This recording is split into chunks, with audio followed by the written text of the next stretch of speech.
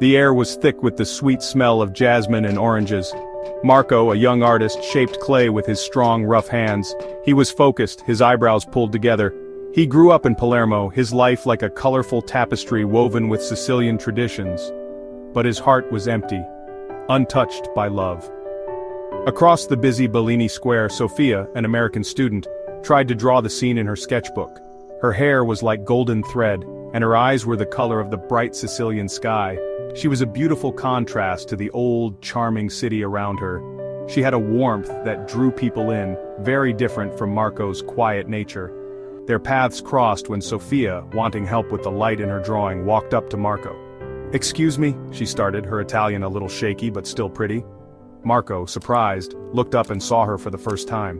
It felt like time stopped. The world around them disappeared. A shy smile appeared on Sofia's lips. "I'm Sofia," she said, her voice soft and clear.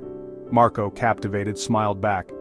"Marco," he replied, his voice low and deep, like the sound of a guitar string. Right there in the middle of the noisy square, a spark flew between them, a silent promise carried on the Sicilian wind. Days turned into weeks, and each time they met, Marco and Sofia grew closer. He was charmed by her happy laugh and her love for life. He started showing her his Palermo, secret places and old stories. He took her through the hidden paths of the Capo market, where sellers called out their goods in a mix of Sicilian words. Sofia, in turn, shared her dreams, her worries, and her wonder at his world. Their laughter rang through the old streets, their joy as bright as the hand-painted dishes in Marco's shop. He gave her a small, beautifully painted tile, a tiny hummingbird, wings spread as if flying. It was a symbol, he said, of her free spirit. One warm evening, under the moon, Marco took Sofia to the roof of his house. The city lights shone below them like scattered stars. He poured her a glass of homemade limoncello, its sweet taste like the growing feelings in his heart. As they drank the cool, sweet liqueur, Sofia, her eyes sparkling, said, "I've never felt so alive, so free." Marco, his heart full, took her hand, sending shivers down her spine. "And I," he whispered, his voice shaky with emotion, "have never felt so whole." But their new happiness had a shadow. Whispers of Sofia going back to America darkened their special moments.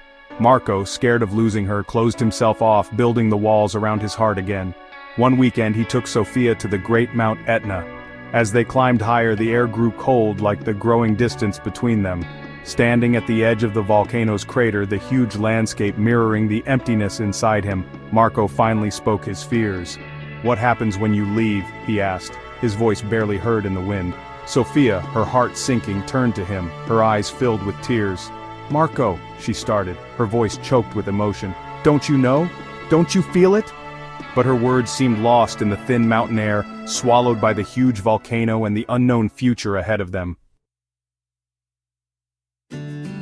That night, back in Palermo, Marco looked for comfort in his workshop. Clay spun on the wheel, taking shape in his hands, but his heart was heavy. He knew he had to fight for their love, to show Sofia that what they had was stronger than distance and time. As the moon lit up the city, he walked to Sofia's apartment.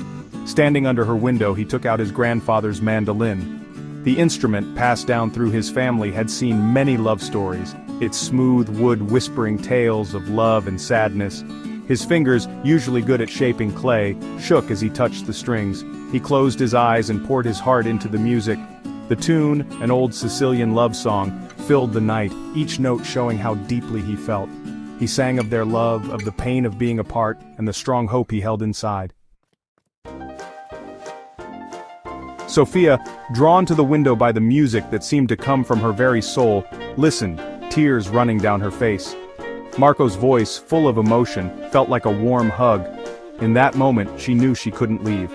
But reality, like the strong Sicilian sun, soon shone on their problem. The day Sofia had to leave came, a dark shadow over their short time together. At the airport, the air thick with unspoken words and the sad sweetness of goodbye, they held each other tight. "Arrivederci, Sofia," Marco whispered, his voice choked with emotion. "Not goodbye," Sofia corrected, her eyes shining with tears. "Never goodbye." With one last long kiss she promised, "I'll be back, wait for me." Marco, holding the small hummingbird tile she left in his hand, a reminder of their love, watched as she walked away, his heart a mix of confusing feelings. The months that followed were a mix of longing and hope. Letters, smelling of lemon trees and the salty Mediterranean Sea, traveled across the ocean. Each word, carefully written, a thread connecting two hearts separated by miles, but joined by a strong bond.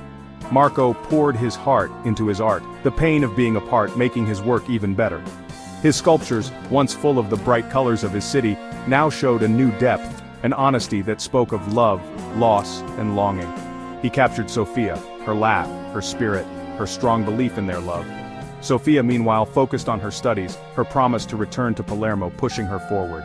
She did well in her classes, her passion strong because she knew her future held love.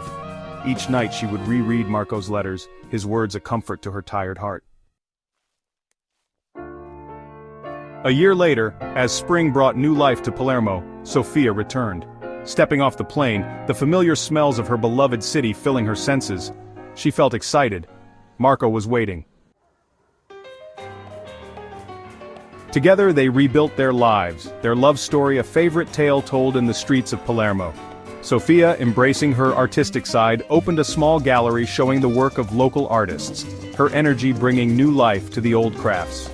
Marco's work, now lighter and happier, became very popular, his sculptures a testament to the power of love. They turned his family home, in the middle of the old city, into a warm and welcoming place. The smell of Sofia's baking mixed with the aroma of Marco's fresh espresso, creating the perfect scent of home.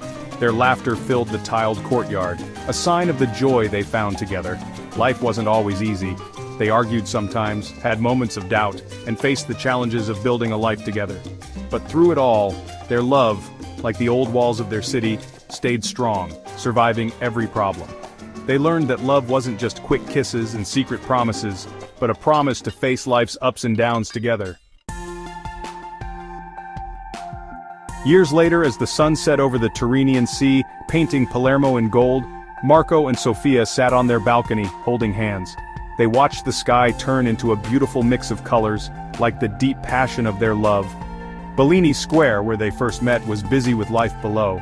The sounds of laughter, talking, and street music floated up to them, a familiar song that had become the sound of their love story. They had found their home, not just in the old city of Palermo, but in each other's hearts. "I love you, Sofia," Marco whispered, his voice full of emotion, his words echoing the feeling he had expressed many times before, but each time as strong as a lifetime of love. "I love you, Marco," Sofia replied, her voice full of quiet happiness, her eyes reflecting the love that shone brightly within him. And as the last bit of sun disappeared, they kissed, a symbol of the lasting power of love, a Sicilian love story for all time.